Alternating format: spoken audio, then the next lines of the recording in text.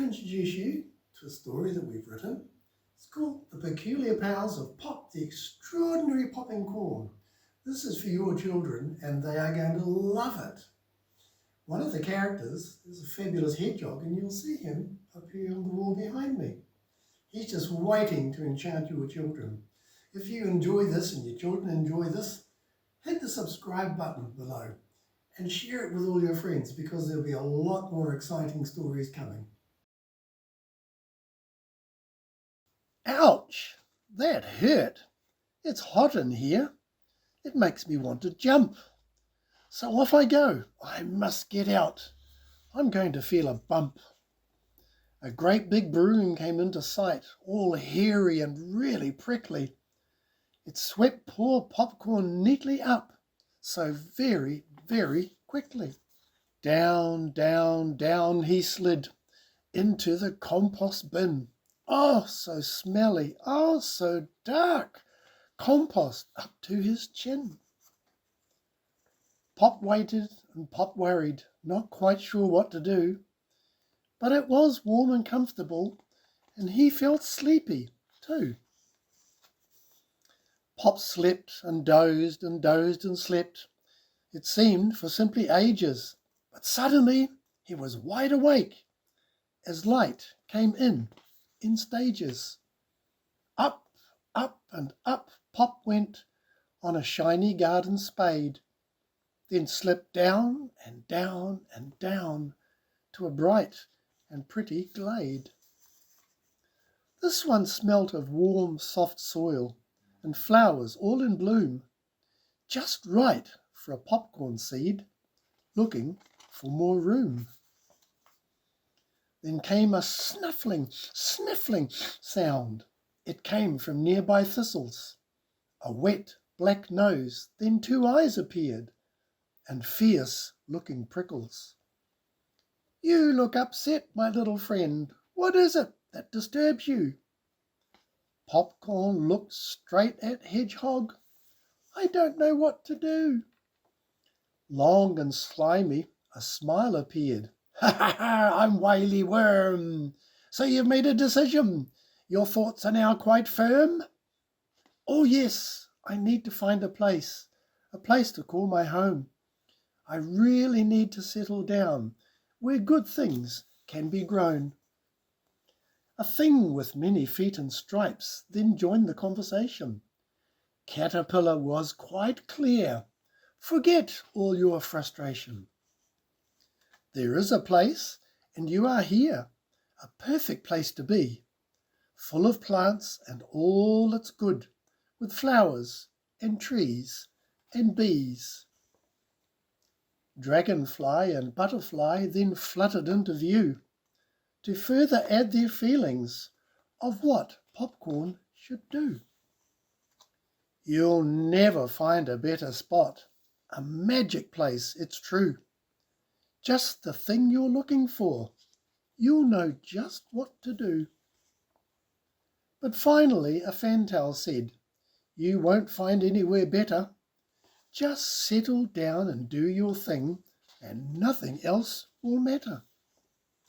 And so with all the sun and rain, and now in a perfect state, he quickly pushed out shoots and roots, happy to germinate.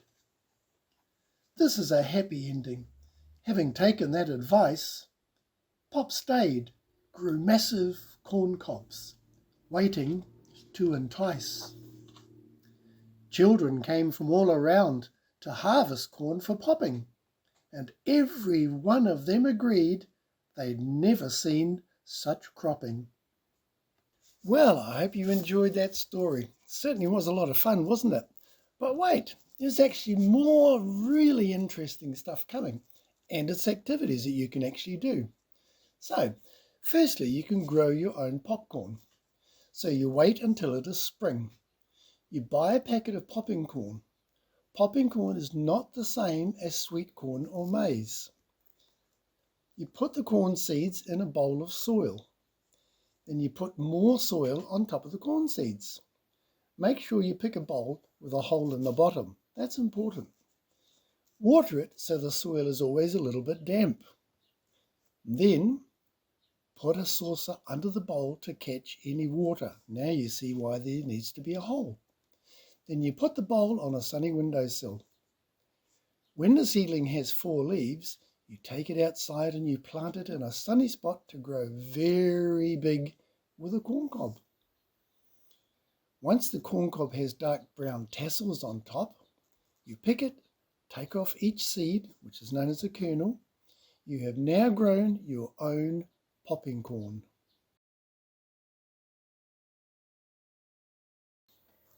All right, the next step in this process, make sure you have an adult helper with you because you're going to make your own popcorn.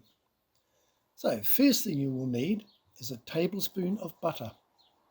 Secondly, you will need a saucepan. You melt the butter in the saucepan on a medium heat.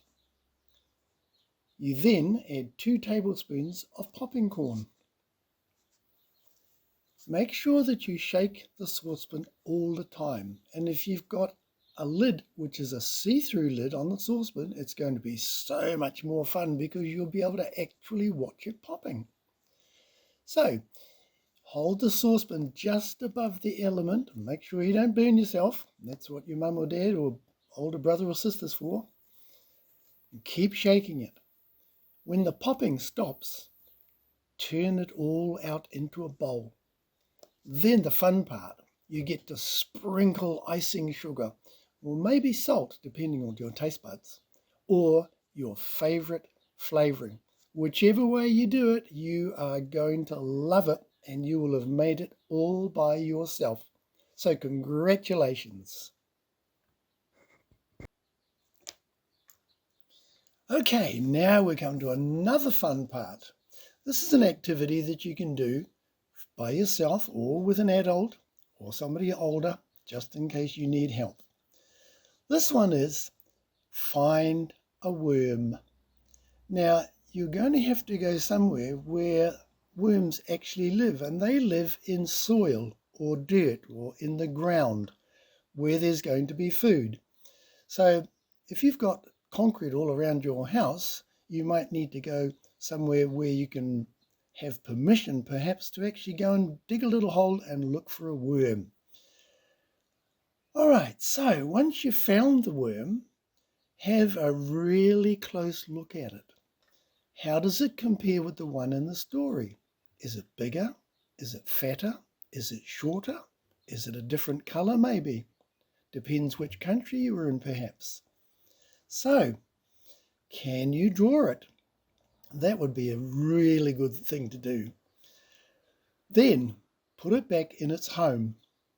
Once you've done that, how about you send us a picture of your drawing to the Facebook page listed below. Now, another thing that you can do, and I know this is fun because I've done it myself lots of times, before you put the worm back in the soil, get a piece of paper from a pad or an old book or something like that, put the worm on the paper, and then tilt your head and rest the paper on your ear.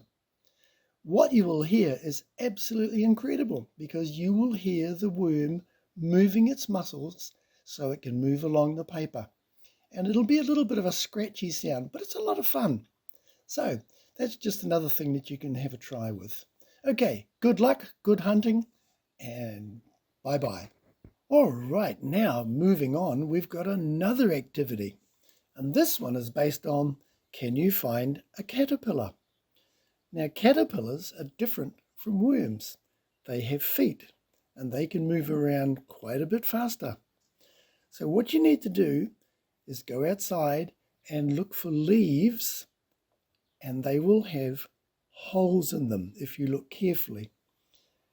You may find a caterpillar underneath, so be very careful when you're turning this leaf over because you don't want to squash the poor caterpillar. You just want to have a good look at it. Then, if you've got a phone available with a camera on it, you can take a picture of your caterpillar. And again, if you could put that up on the Facebook page, which is listed underneath, that would be fantastic. But Make sure that you very, very carefully put the caterpillar back on the same plant that you found it, because that's where its food is, and it will love you for putting it back where its dinner is going to be. Okay, now another activity. In the book about Pop, the popcorn, there are lots of insects described. What are they? Have you seen insects where you live? Now, for an insect to be an insect and not a caterpillar or a worm, they have 3 body parts. They are called the head, the next part is called the thorax, and the last part is called the abdomen. And they will have 6 legs. If they have 8, you haven't found an insect, you've found a spider. But we're looking for insects. Do you know the names of the insects that you found? You might need help there from mum and dad or an older brother or sister, but you will find lots of insects, and the more you look, the more you'll find. If you'd like to do this for us again, maybe you could take a photo and show us the insects where you live, because insects are different all around the world. So you might have some that we don't have and we haven't seen. That would be lots of fun. So thank you very much. Okay, back we come. In the popcorn book, there is a bird. Now, it's a very special bird in this book. It's called a fantail. If you have a close look at it, you will notice that the tail is in the shape of a fan. Now, this bird lives in New Zealand, and it lives in the bush or the forest. But not all birds live there, of course. How about where you live? What sort of birds do you know, and what sort of birds have you seen? Birds will live in all sorts of different places. They will live in forests. They will live out on flat land. They will live by the water. They'll live by waterfalls. They'll live by the sea. It depends what kind of a bird they are. So you might find all sorts that are native to your country. Make sure you can name them. By hitting the subscribe button, you will get notification of our books that I'll be reading to you for free.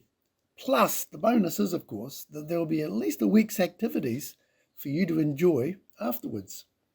Remember, you can buy all these books at mikelegbooks.com. Please share this link, spread the word to your friends, subscribe, and just have fun with all these amazing stories. Thank you.